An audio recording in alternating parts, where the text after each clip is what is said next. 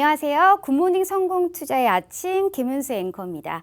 자, 우리 굿모닝 성공투자의 아침에서는요. 매주 월요일부터 금요일까지 그리고 아침 6시부터 7시까지 팍스경제TV의 최고의 증권 전문가들과 함께 주식 투자에 유용한 팁을 드리고 있습니다. 자, 최근 주요 시황이나 업종 분석 그리고 종목 분석이라든지 핫한 주식 시장의 이슈를 분석을 해드리고 있습니다. 자, 주식 투자에 반드시 필요한 기초 교육부터 심화 교육까지도 진행을 하고 있는데요. 방송 내용에 대한 질문이나 방송 자료, 분석 자료가 필요하신 분들은요. 여기 하단에 나와 있는 노란통 메신저를 통해서 누구나 무료로 받아가 보실 수가 있습니다. 자, 하단의 안내와 같이 노란통 메신저를 실행하시고요. 오픈 채팅방 검색을 누른 다음 하단에 안내되어 있는 오늘 방송을 진행하시는 전문가님의 키워드를 입력하셔서 검색하시거나 만약 그게 너무 귀찮다 하시는 분들이 계실 겁니다. 자, 오른쪽 하단에 나와 있는 QR코드를 이용하시면 되는데요. 자, 스마트폰을 꺼내셔서 카메라를 실행하시고 이 QR코드를 가져다가 대시기만 하시면 바로 입장이 가능합니다. 자, 입장하셔서 방송 보고 왔어요 라고 하시면서 교육 자료 그리고 시황 자료 그리고 종목 상담까지 다 편하게 받아 가보시길 바라겠습니다. 자, 본 방송은 녹화 방송입니다. 일정 부분 시차가 있을 수 있다는 것을 감안해 주시고 시청해 주시길 바라겠고요. 자, 우리 굿모닝 성공투자의 아침에서는 팍스경제TV의 전체 증권 전문가님들 중에 수익률이 가장 좋은 메인 간판 전문가님들만 나오고 있습니다. 자, 오로지 수익률 상위 랭크자들만 이 굿모닝 성공투자의 아침에 출연할 수가 있기 때문에 우리 시청자 여러분들께 많은 도움이 되실 거다라고 믿고 있습니다. 자, 그럼 오늘 방송을 해주실 우리 전문가님 바로 만나보러 가실까요?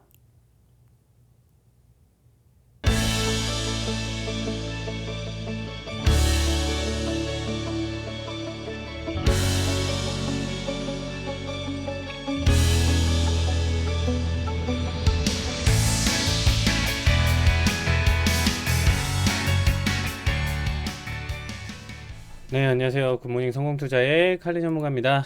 네, 오늘도 일단 좀 힘차게 스타트를 할 예정인데 사실상 이슈나 내용 자체가 좀 뒤처질 수 있다라는 거 조금만 체크해 주시면 좋을 것 같습니다. 네, 이유는 지금 어쨌든 제가 녹화 방송으로 일단 월요일 방송인데 일단 최소 녹화 시간이 목요일 이전까지 진행을 해야 돼요. 그래서 일단 좀 그래도 여러분들 지난 한 주간의 주요 이슈들 한번 좀 살펴보면서 앞으로의 뭐 지수나 원유 뭐 나머지 뭐 골드라든지 향후 방향성을 좀 예측하는 시간으로 봐주시면 좋을 것 같습니다. 자, 일단은 가장 먼저 좀 축하할 일이 있었죠. 일단은 우리나라 기술 자체로 개발한 누리호가 발사에 이제 성공을 했던 이슈가 하나 있었었죠. 일단 세계 7번째 실용 위성 발사 능력을 보유국으로 봐주시면 될 것 같고, 나로였을 때는 일단 러시아 엔진을 사용을 했었지만 누리호 같은 경우는 독자 개발 발사체를 사용한다. 그래서 이제는 우리도 그럼 이제 우주건국 아닌가?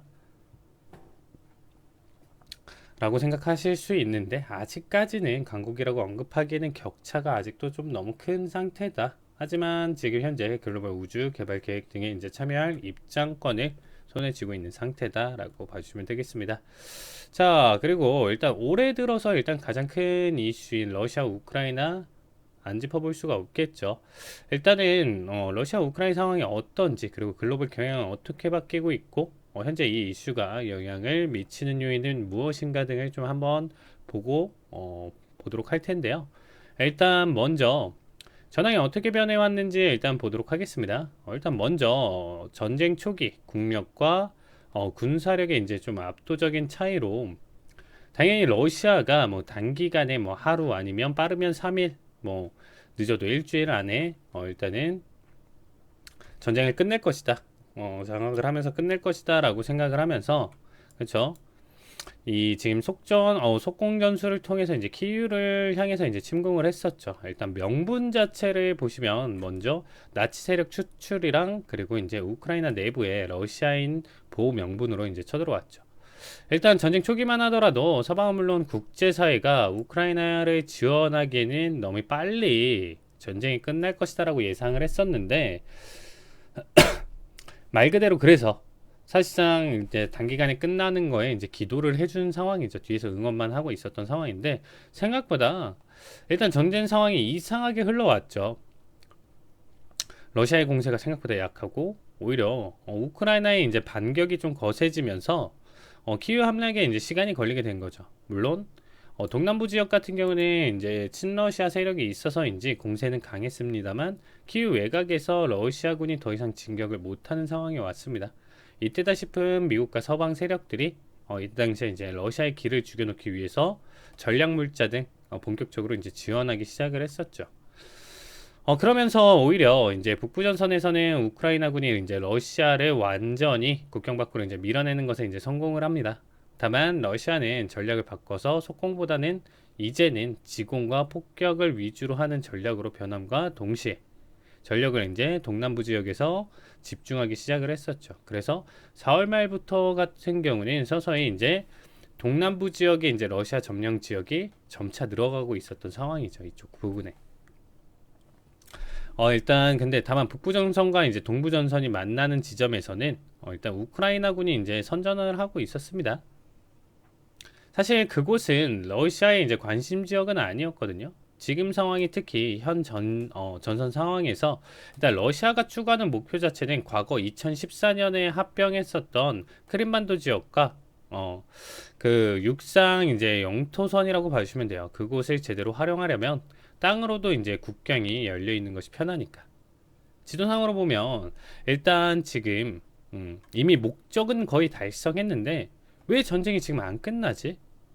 이게 이제 빨리 끝나야 좀 여러분들도 아시겠지만 물가도 좀 잡히고 할 수 있는데 말이죠. 그래서 이게 좀 상황이 이제 좀 묘하게 변했죠. 어쨌든 그래서 이제 프랑스 같은 경우는 지금 현재 우크라이나 어느 시점 되면 이제 러시아와 협상이라 좀 방향성을 좀 바꿨죠. 그리고 이 우크라이나 전쟁 자체가 나토 사무총장이 전쟁 수년간 이어질 수도 있다라고 경고까지 했었습니다. 그래서 일단 우크라이나에 대한 이제 강력한 지원을 외치던 이제 유럽 진영 전쟁 장기화에 따른 본국의 이제 상황 고려 중이고 일단 프랑스 자체는 전쟁을 슬슬 끝내라는 뉘앙스를 지금 풍기고 있는 상황이죠. 근데 국제정치학자들 같은 경우는 이 푸틴이 이 전쟁을 장기화를 통해서 영향력을 유지하려 할 것으로 지금 보여주고 있고 일단 우크라이나에 대한 전폭 지지도 미국을 제외하면 지금 현재 상황에서 너무 장기화가 되고 있다 보니까 점차 줄어들고 있는 상황으로 가져가 주고 있는 상황입니다. 그래서 일단은 지금 현재 봤었을 때 고유가, 고인플레이션 상황에서 일단은 과거에 사우디와의 마찰도 있었죠. 요거는 지금 이따 시간 되면 요것도 이제 좀 자세하게 좀 다룰 예정이고요. 일단은 결국 미국이 이제 다시 손을 내밀고 있는 상황이에요. 일단 그래서 지금 현재 상황 자체가 이제 과거 같은 패권국의 지금 영향력이 굉장히 미국이 많이 낮아진 상황이에요. 유럽마저도 지금 미국과 다른 성향을 보이려고 하고 있고 국내 지지도도 지금 위험한 상황이다. 지금 무슨 얘기냐면 아시겠지만 계속적으로 지금 바이든 지지율이나 이런 부분들 미국 전체에 어떻게 보면 향방이나 이런 부분들이 지금 많이 꺾였죠. 그러니까 뭐냐면 패권국의 영향력이 굉장히 감소했어요. 왜냐면 이 지금 사우디를 외톨이로 만들 것이다. 이따가 좀 더 자세히 할 건데 간단하게 말씀드리면 사우디에 대한 강한 압박을 줬었다가 유가가 안 잡히니까 거기에 사우디가 이제 기분이 나빠서 미국이 이제 자기네 왕따 시키려고 하니까 그러면 그래 오일 우리 사우디 오일 중국에 위안화로 팔 거야. 이 달러 패권국이라는 거 굉장히 컸었던 내용 중에 하나죠. 오일을 달러 결제로 하는 달러 패권을 유지하기 위해서 그동안 미국이 행해왔던 것 자체를 무시할 수 있었던 부분 중에 하나니까 아마 이번 방문 자체에서 정말 바이든이 뒤에서 몰래 무릎 꿇고 한 번만 살려주십시오 할 수도 있는 상황이에요. 정말. 그렇죠. 그래서 지금 현재 상황이 그만큼 안 좋은 상황에서 일단 이 부분은 좀 나중에 좀 다루도록 할 거고요. 일단 전쟁 장기화에 따른 지금 반미 진영의 이제 이득을 지금 보시면 일단 뭐 베네수엘라, 이집트, 이란, 러시아 등 대다수가 일단은 원자재 강국 및 산유국이죠. 그래서 지금 현재 인플레이션 상황 자체가 어떻게 보면 지금 현재 달러 버블 때문에 그동안 너무 시장에 많은 달러를 풀어가지고 지금 같은 인플레이션이 초래한 것도 분명히 존재를 하겠지만, 어쨌든 원자재 가격의 상승도 분명히 큰 역할을 하는 부분 중에 하나겠죠. 일단 미국 자체는 사실상 여러분들도 아시겠지만 자급자족이 가능하지만 친미 국가들을 지금 어우르려면 지금 전체적인 수급 증가가 필요한 상황이죠.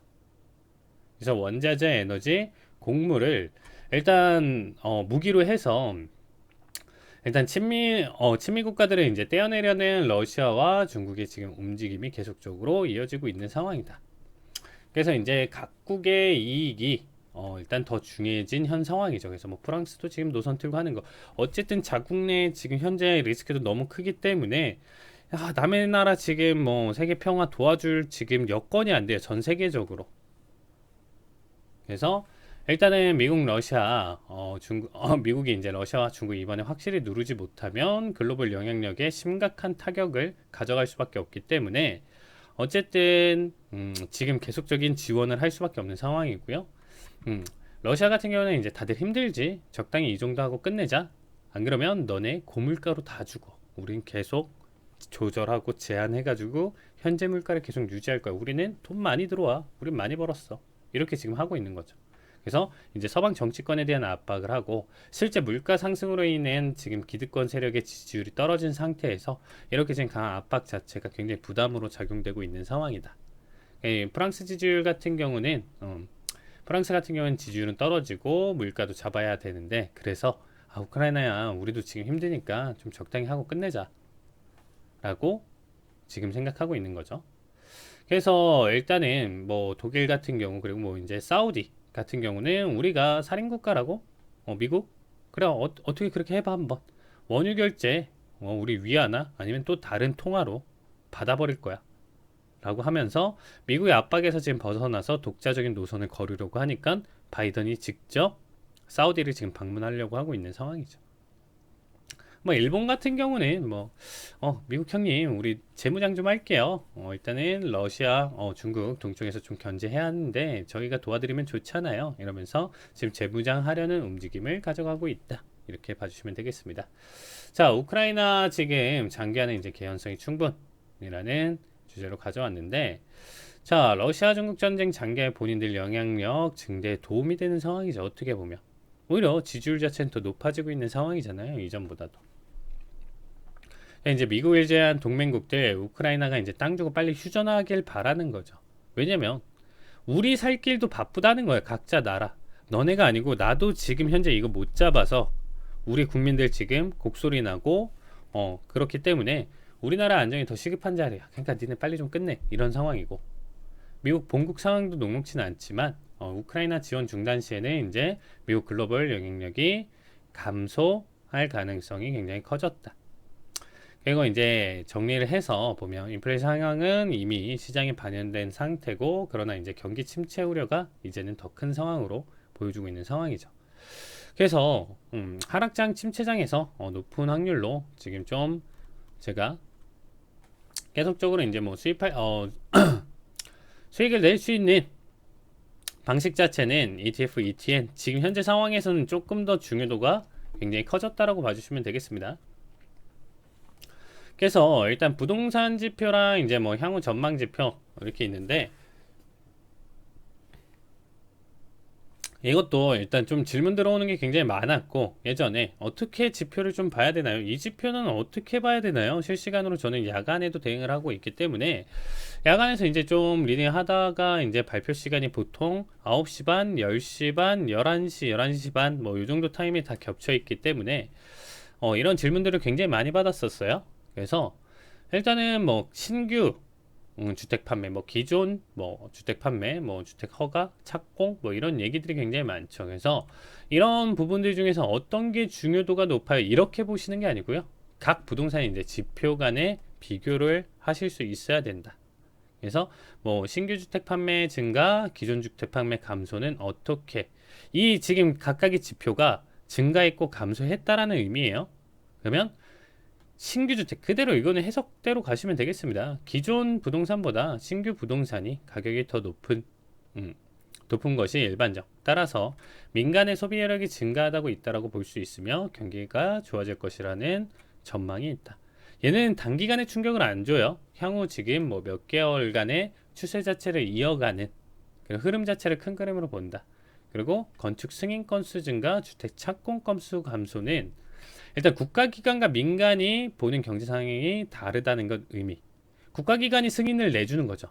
국가기관은 지금 현재 경기가 좋아지니까 승인을 많이 해주는 거고 경기 활성을 위해 승인을 내주는데 정작 이게 안 팔리면 고스란히 업계에서 그 리스크를 떠안아야 되기 때문에 업계에서는 이제 공실 방지를 위해서 공사 시작을 미루는 상황이다.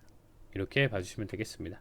자, 요 정도까지만 지금 좀 봐주시면 될 것 같고요. 네, 일단은 자, 잠깐 쉬었다가 다음 내용으로 이어가 보도록 하겠습니다.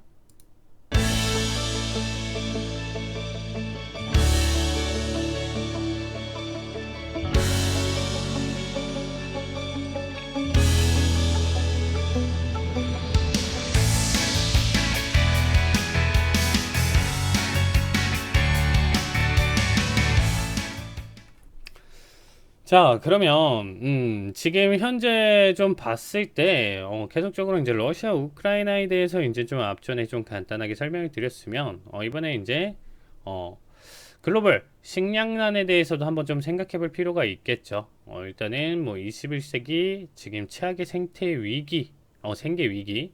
그래서 이제 세계 각국 지속되는 글로벌 식량난 우려가 이번에 지금 좀 두 번째 주제로 좀 가져왔는데, 자, 뭐 지금 기사 읽어보시면 라면 과자값 떠오르나 글로벌 식량 대란 장기화에 가격 인상 카드 만지작거리고 있다. 자, 하나는 지금 국제 식량 가격 급등, 결국에 이제 물가 오름세에 큰 영향을 끼치고 있다. 그래서 이제 글로벌 식량난, 우리 식탁 위의 물가가 이제 단기적인 증상인가? 자, 잘 생각해 보시면 이 부분은 뭐 설날 추석만 되면 명절 물가 엄청 올랐다는 뉴스가 항상 나왔죠. 그때 이제 뭐 과일값이라든지 뭐 어떤 거보다 다 폭등을 해서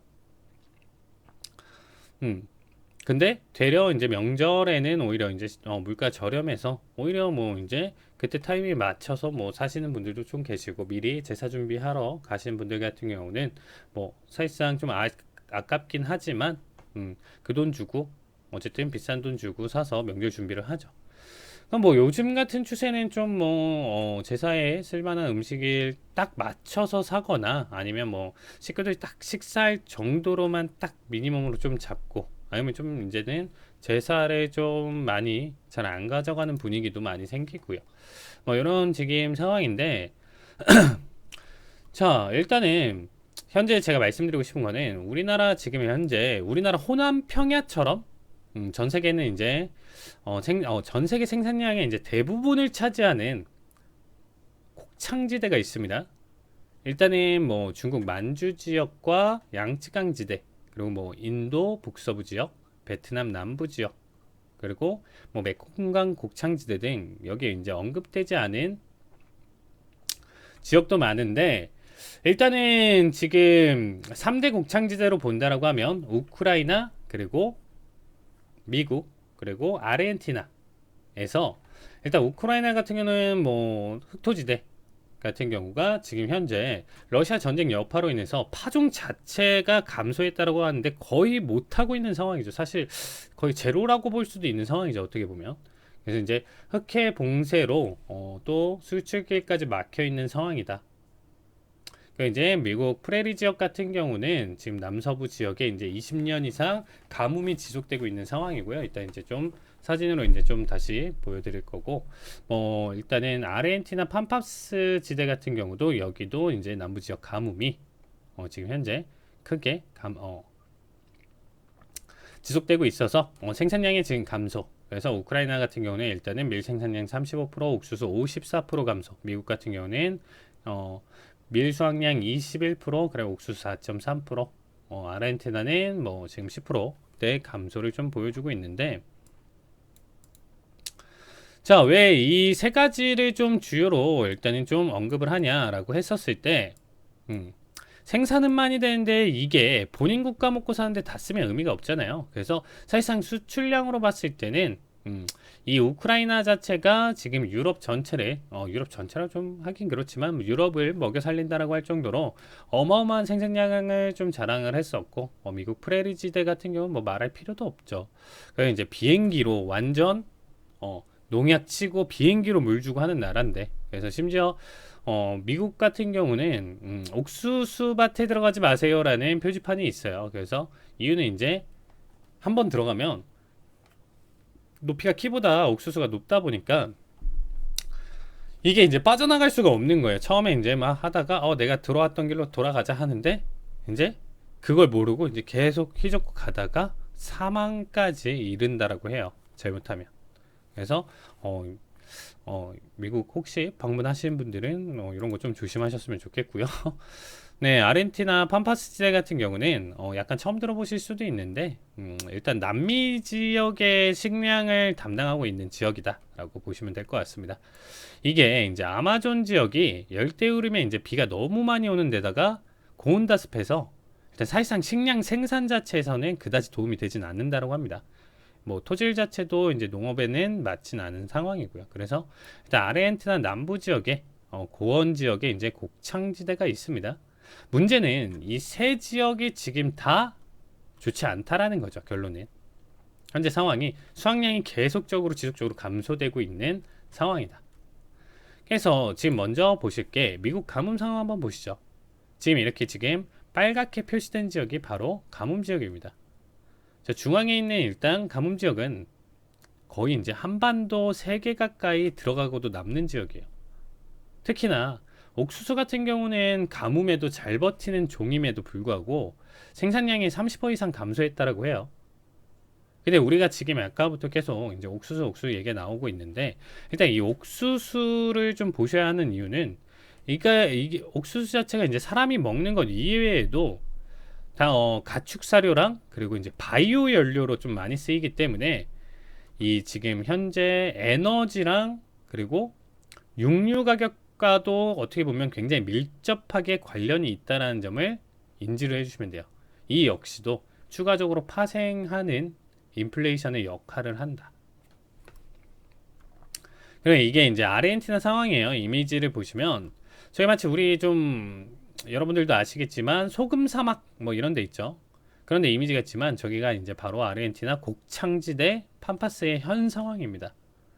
남부 지역에 이제 가뭄이 극심해서 지금 남미 지역에 이제 식량 가격이 이제 요동치고 있다라고 해요. 문제는 이제 미국은 그나마 기술력이나 뭐 기기들을 활용을 해서 물을 공수한다든지 하는 방법으로 그래도 농업 생산 감소량을 어느 정도 그래도 버퍼하면서 지금 보충을 할 수가 있는데 지금 아르헨티나의 이제 장기적인 경제난으로 인해서 일단 정부가 이를 보충할 여력이 없다라는 거죠. 즉 자연 그 자체의 풍요에 좀 기대야 하는 상황인데 상황이 지금 이상기후로 쉽지 않은 상황이다.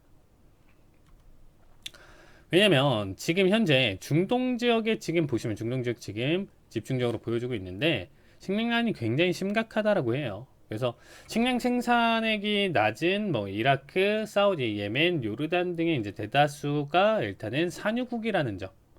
그러면 식량 가격이 비싸지면 식량을 비싸게 어쨌든 뭘 먹는 거를 비싸게 수입을 해야 되는데 얘네는 오르는데 우리 오일 가격을 계속 떨어뜨려서 지금 우리는 어떻게 보면 우리들의 매출 즉각적으로 우리가 벌어들인 돈은 줄어들고 우리가 써야 되는 돈이 많아져야 돼? 이건 안 맞죠.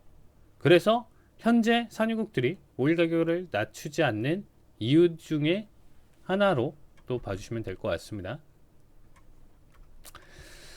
자, 그러면 이렇게 생각하실 수도 있죠. 중국과 인도도 있지 않나요? 뭐 지금 3대 곡창지대 말고도 당연히 뭐 중국과 인도도 좀 생각해 봐야 되는 거 아닌가요? 라고 하실 수 있는데 자, 생각해 보시면 인도와 중국은 2020년 기준으로 각각 이제 13억 8천만 명이랑 14억 2천만 명의 인구를 기록했어요. 그래서 앞에서 좀 말씀드렸지만 일단은 수출을 할 수 있을 만큼 생산은 되는데 그거는 최소한 평작이라도 했었을 때 평타라도 쳤었을 때 가능한 얘기고요. 지금 현재 중국은 코로나 사태에 더불어서 뭐 지진, 홍수 난리가 난 상황입니다. 셧다운과 더불어서 여기 인도는 일단 뒤에 슬라이드에서 일단 좀 보실 텐데 인도 역시 지금 현재 가뭄이 굉장히 지금 심각한 상황이에요. 이게 이제 CNN에서 가져온 이미지인데 일단 6월 델리 지역의 이제 기온이 48도라는 상상도 안 되는 온도를 기록을 하고 있는 상황이에요. 일단 우측 아래에 있는 이미지를 보시면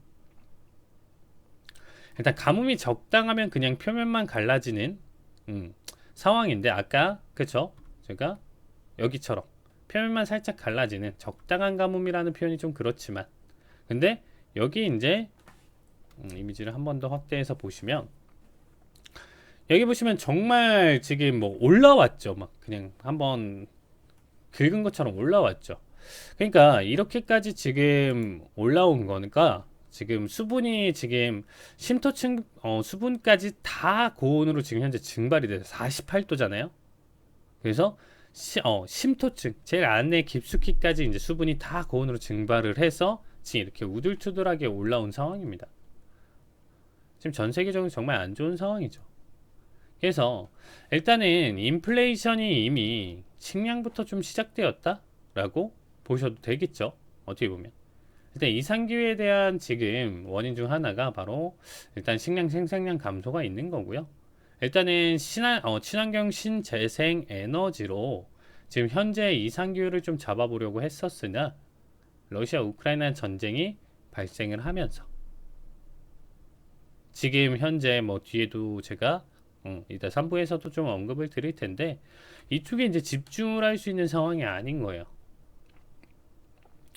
자, 그래서 식량 생산량이 곧 수출량이 아닌 시대가 왔습니다. 이전까지만 해도 그쵸? 지금 전 세계적으로 일단 이런 곡창지대나 이런 최소 평작 이상 하는 국가들 같은 경우는 이제 수출로 일단은 좀 가져갔었는데 이제는 그 생산량 자체가 수출량이 아닌 게 돼버린 상황이죠. 왜냐면 러시아 같은 경우는 이제 서방 제재로 인해서 수출길이 막혀 있는 상황이고요. 우크라이나 같은 경우는 이제 전쟁으로 인해서 파종량이 감소했고 거의 뭐 정말 못하는 지역은 아예 제로 상태인 거고 그리고 이제 흑해 봉쇄로 인한 수출길이 막혀 있고 미국 자체는 서남부 지역의 이제 가뭄으로 인해서 20년째 생산량이 계속 감소하고 있는 상황이다. 왜 아르헨티나 같은 경우는 경제난과 더불어서 일단은 팜파스 지역의 이제 가뭄으로 생산량이 굉장히 이제 감소한 상황이죠. 일단 뭐 아르헨티나 같은 경우는 그죠 이 경제난이라는 게 자국 내 이제 경제난이 있다 보니까 미국처럼 뭐 비행기로 쏘면서 그 물 공급을 계속 하면서 일단 가져갈 수 있는 상황이 아니에요. 그러니까 온전히 자연에 맡겨야 되는 상황이라는 거죠. 이해되시나요? 그래서 일단 이 자연에 맡겨야 되는 상황이기 때문에 정말 지금 현재 상황이 안 좋다. 그리고 인도 같은 경우는 중부, 북부 지역의 이상 기온으로 인해서 일단 14억 명 먹여 살리기가 지금 급급해요. 그래서 인도 같은 경우는 인도가 지금 밀에 이어서 설탕까지도 지금 수출을 제한을 하고 있는 상황입니다. 어쨌든 이 생산량이 많아도 생산량 자체가 많더라도 결국에는 맞는 거랑 소비량이랑 이렇게 지금 가져간다. 그래서 결국에는 먹여야 할 입들이 너무 많고 그래서 식량난 상황에서는 정말 우리가 의식주 가장 중요한 거죠. 지금 현재 뭐 발생하는 뭐 카플레이션 우리가 자동차 뭐 부동산 좀 중요할 수 있는데 뭐 자동차 같은 경우는 정말 안 그러면 안 바꾸면 되고 차라리 그러면 내 대중교통 타던가 이런 식으로 좀 바꿔도 되고 뭐 컴퓨터 뭐 냉장고 뭐 이런 거 줄줄이 지금 소비 감소가 이루어지고 있는데 그런 부분들도 줄일 수 있고 기존에 있었던 대체제를 계속적으로 활용을 할 수가 있고 정말 생명에는 지장이 없는 거죠. 걔 때문에. 근데 식량 자체는 어떻게 보면 생명과도 지금 생명 존폐에 어떻게 보면 직결적인 부분 중에 하나다 보니까 굉장히 지금 현재 리스크가 굉장히 큰 상황이다. 일단 어쨌든 지금 현재 이렇게 지금 상황이 나와주고 있고 일단 중국 자체는 지금 식량 사재기 논란까지도 나와주고 있어요. 그래서 일단 우크라이나 전쟁으로 인해서 세계는 식량이 위기인 상황인데 나홀로 2년치 비축.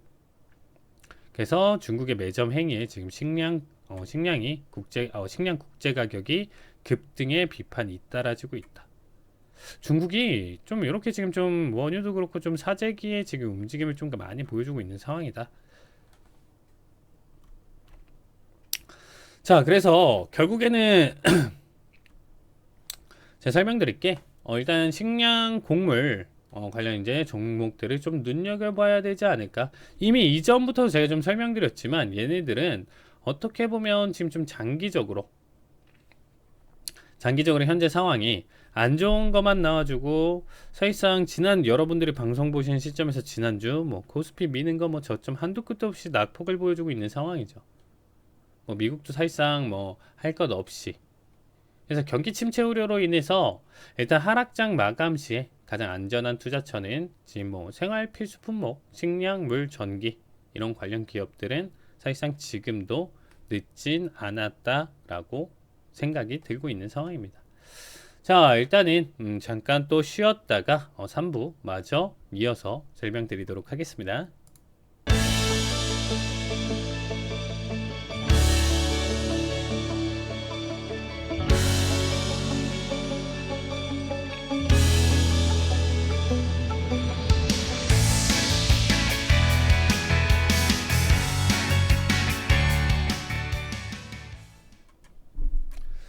네, 오늘은 일단 좀 마지막 주제, 현재 이제 고유가에 대해서 이제 좀 또 설명을 드릴 텐데, 자, 일단은 뭐 국제유가, 사실 지금 현재 인플레이션을 이끄는 쌍두마차는 지금 가장 크게 보실 때는 달러 버블이랑 고유가죠.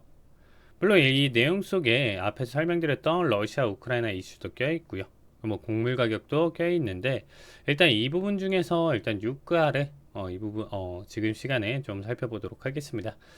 자, 일단은 200달러까지 지금 보고 예측을 하는 부분들도 지금 발생을 하고 있는 상황이고요. 일단 고유가 고환율 전망에 산업계가 지금 현재 더블 쇼크를 가져가고 있다. 그래서 일단은 지금 현재 고유가 장기화될 것이고 지금 이 자리는 월 평균 100달러를 지금 계속적으로 평균 가격을 지킬 것이고 내년에도 지금 못해도 최소 떨어진다라고 하더라도 83달러대는 유지할 것으로 보여주고 있는 상황이죠. 그래서 일단 유가 고공행진의 원인을 좀 알아보고 주목해야 할 이슈나 대응 방안 자체를 한번 보도록 하겠습니다. 자, 일단 대표적인 원인으로 봤을 때는 미국의 외교적 실책이라고 볼 수가 있겠습니다. 일단 물론 원유 가격의 이제 상승이 일단 단일 이슈로 이만큼 올랐다라고 보기에는 좀 비약이 심할 수도 있겠지만 문제는 시스템이나 사건적인 부분이 아니라 일단 대응할 수 있었던 부분에 좀 잘못 대응해서 지금 현재 벌어진 사고 부분을 좀 보려고 하고 있어요.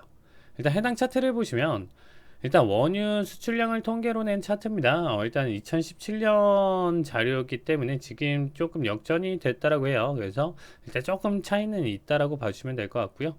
일단 미국 같은 경우는 그래도 어쨌든 상위권에 노출이 되어 있는 상황이겠죠. 셰일오일의 이제 수익성이 드러나면서 일단 미국도 원유 수입국에서 수출국으로 좀 전환하면서 어마어마한 지금 생산량을 뽑아내고 있는 상황이다.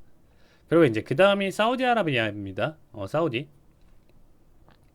사우디 같은 경우는 뭐 그 다음 지금은 뭐 최고라고 볼 수 있고 뭐 러시아, 캐나다, 중국, 이란 등의 이제 뭐 순서로 지금 보실 수가 있는데 일단 국가들 하나하나 살펴보면 일단 사우디 같은 경우는 이제 뒤에서 좀 자세히 알아볼 사건이 일단 자말 까슈크지의 사람이에요. 이제 살해 사건으로 미국과 사이가 이제 엄청 벌어졌습니다.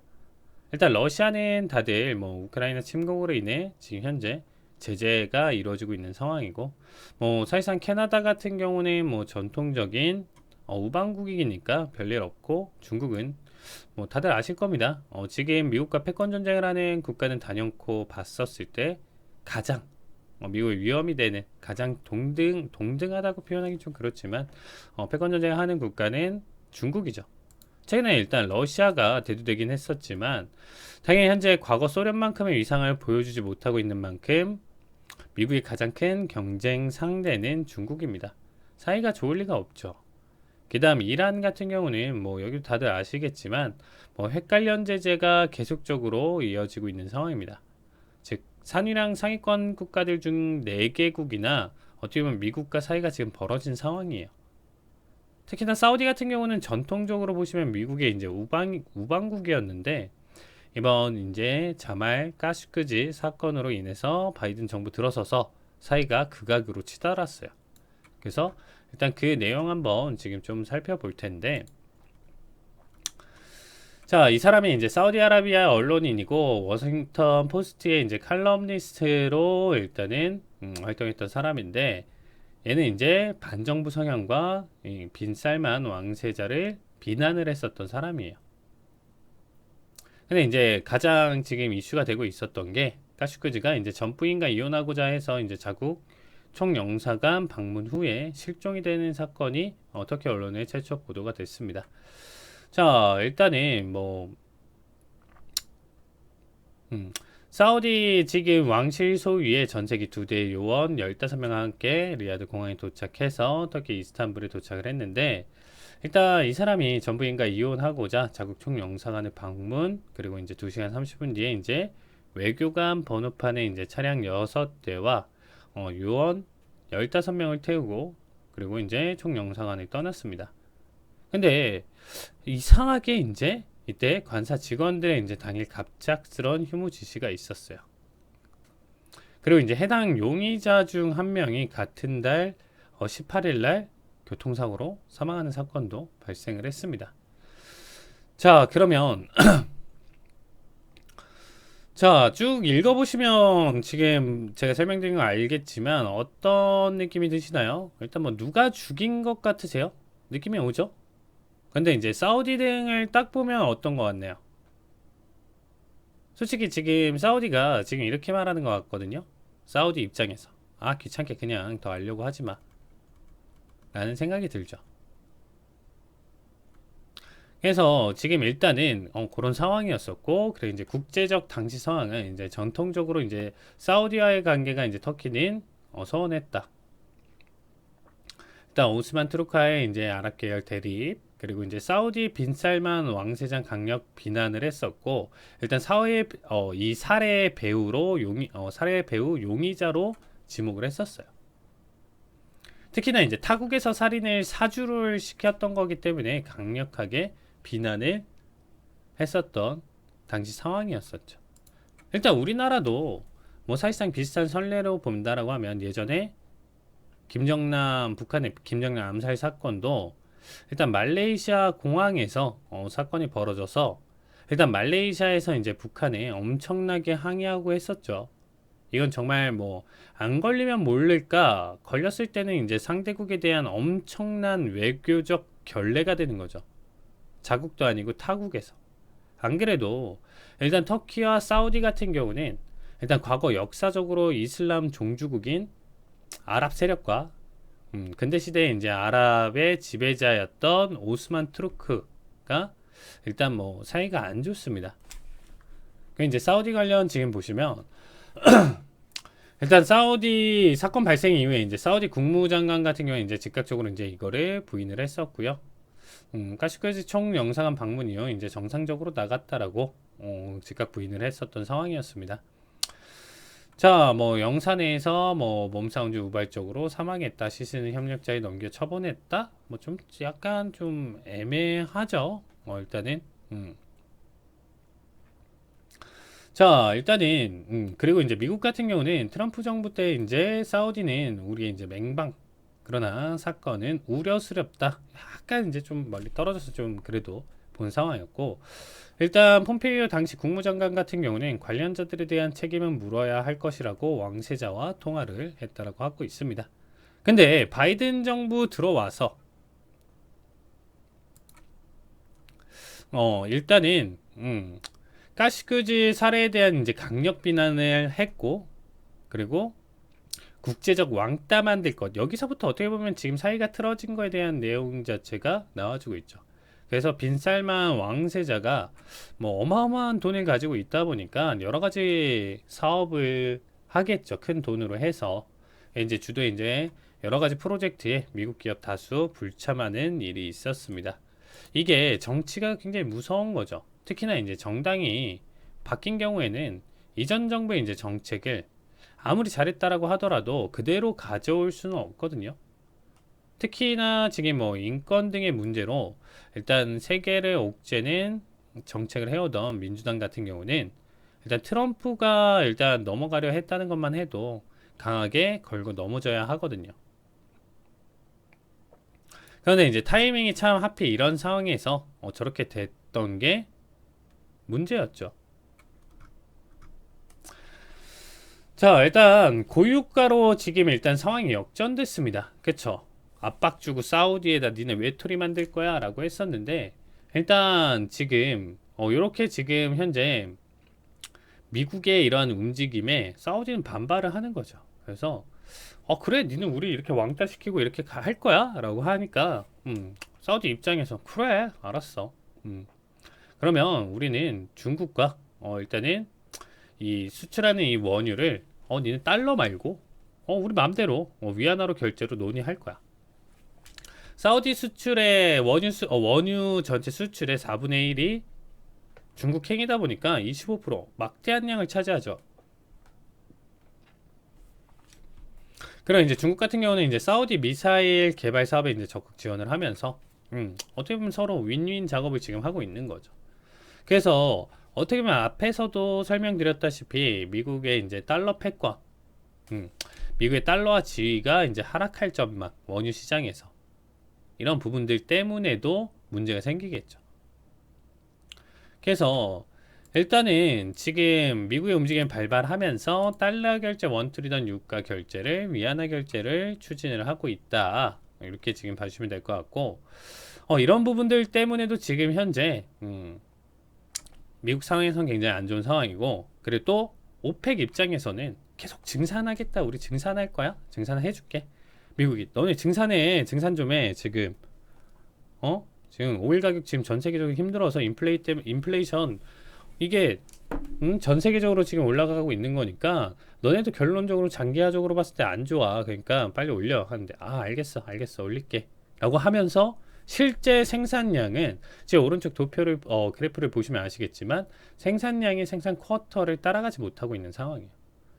그러면 생산 능력이 안 되는 걸까요? 고의로 그럴까요? 사실상 지금 제가 봤을 때는 그쵸 좀 고의적인 느낌도 분명히 있다라고 생각해요.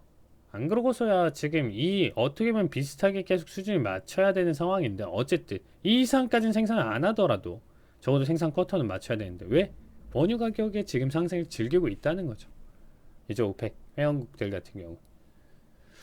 자, 그리고 주 이슈 중에 바이든 7월에 사우디 방문 예정 최근 뉴스 보시면 아시겠죠.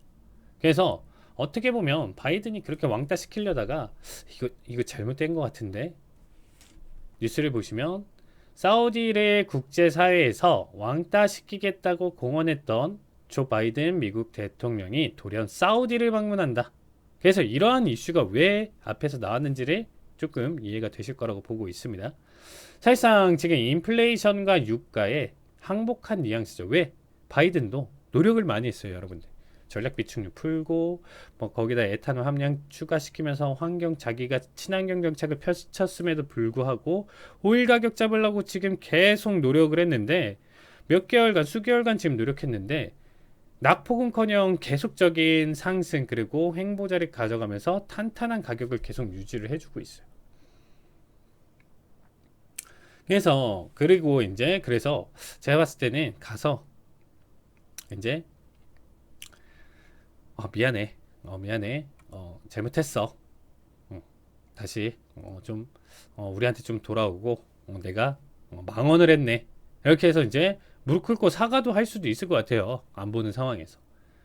그리고 이제 이번 방문 자체가 동시에 이제 중국 견제에도 목적이 있는 거죠. 달러 패권을 뺏기기 싫은 부분. 그래서 원유 결제로 가져갈 수 있게 최대한 설득을 시킬 것 같고요. 일단 협상 결과에 따른 유가 하락은 가능성은 좀 다분하게 보여주고 있다. 그 사우디 입장에서도 어떻게 보면 이란 견제를 위해서라도 미국이 필요한 상황이죠. 하지만 그래도 지금 고유가는 사우디 자체 입장에서 봤을 때는 굉장히 큰 이익이다라는 거예요. 그래서 비싼 곡물 수입, 지금 계속적으로 제가 앞에서 설명드렸잖아요. 곡물 가격이 왜 오르는지. 당연히 달러 버블도 있지만 지금 극심한 가뭄, 전 세계 3대국 창지대 무너졌죠. 그리고 자국 내 인도, 중국 자체도 내 코가 석자다 이렇게까지 가고 있으니까 곡물 가격은 분명히 아무리 하더라도 떨어질 기미가 분명히 안 보여줄 거고, 나중에는 수요 공급이 안 맞아지면 훨씬 더 대란이 일어날 텐데, 이 위에서라도 오일 가격은 그래도 어느 정도 적정선 유지해야 얘네도 살지 않겠나 라는 생각이 들겠죠. 자, 좀 이게 좀 거의 이제 마지막 좀 정리가 될 것 같은데 자, 유가 영향의 요인으로 일단은 지금 계속 상승을 가져갔었던 거는 정리가 일단 러시아 같은 경우는 일단 유럽에 대한 이제 천연가스 전량 봉쇄 우려로 일단은 유가까지도 이제 동반 상승의 흐름을 보여줬었고요. 미국 영향력 약화위에서 이제 현 상황 장기화 목적도 있기 때문에 지속적으로 다른 원자재, 그리고 원자재 안에서도 뭐 유가, 천연가스 가격 자체가 계속적으로 러시아의 이러한 행보 때문에 상승 탄력을 계속 가져갔었다.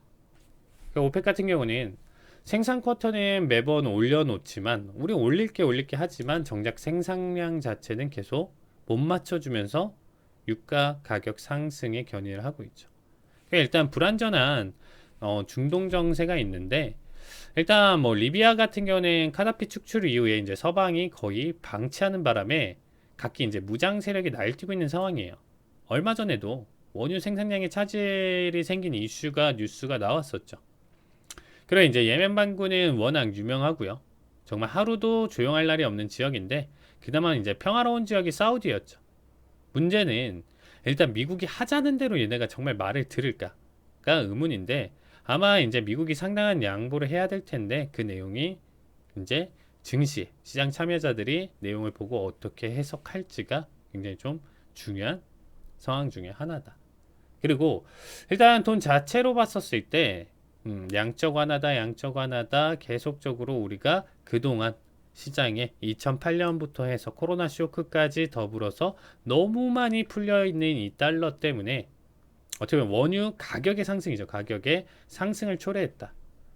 그리고 산유국들 같은 경우는 지금이 어떻게 보면 최대 수익 구간을 가져가고 있는 상황이기 때문에 절대 낮춰야 할 이유 자체가 없는 상황이다. 그래서 일단 유가가 지금 현재 상승에 대한 요인을 이렇게 좀 말씀드렸고요.